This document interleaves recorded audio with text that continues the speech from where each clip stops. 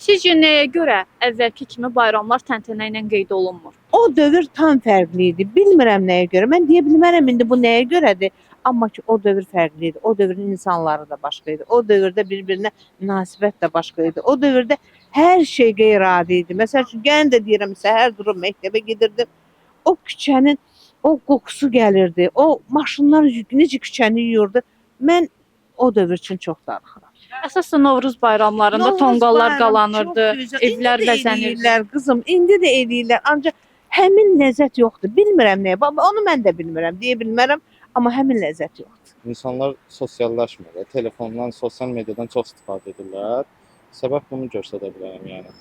İnsanlar qapanıb özünə, mehribançılıq yoxdur indiki zamanda. Bunu özümdən də şəxsən göstərə bilərəm, nümunə kimi göstərə bilərəm. Çünki indi xanım o qədər problemlər çoxalıb, baş qarşı doğrudan da həvəs qalmayıb. Əvvəlki yaşayışı yadımıza salırıq.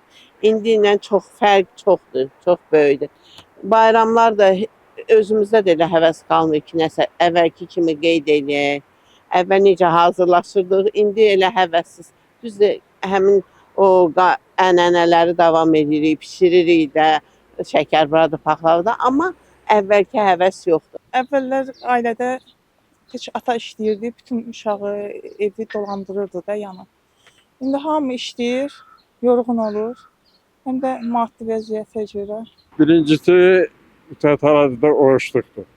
Oruçluq olduğuna görə cəmaatın özündə də həvəsi yoxdur ki, o hərəkətləri eləsinlər, hansı ki keçirirlərdi. İkincisi də bəzi insanlar onu keçirə bilmir. Üçüncüsü də ki, cəmaatın vaxtı yox.